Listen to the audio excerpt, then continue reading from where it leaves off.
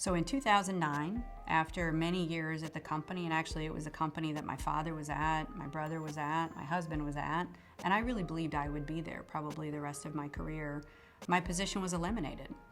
And it was a surprise, but it was also a moment where I realized I had time to decide what is next and truly to figure out where did I want to be in the next phase of my life. I also happened to have a one-year non-compete, which forced me to really spend that year focused on things that were different than work.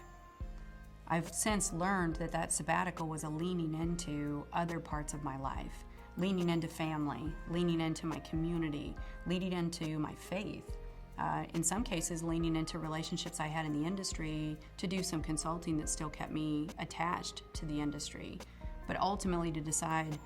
who was I, who did I want to be, and what did I want the next phase of my life to be. It was a bit of a pruning of the old part of my life and some decisions about where I would go forward. And I did some crazy things. I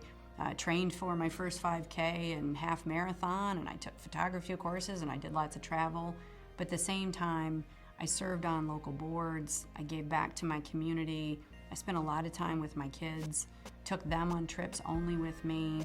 and it was a chance for me to rebuild relationships and to define what I wanted the future to look like. So it allowed me the next phase to have a very different view of what work-life balance would look like, how I would spend my time, and even what kind of company I wanted to go work for that would be congruent with my values. But I think to do that, you have to have real clarity on what those values are and how you want to spend your time. So that year was an amazing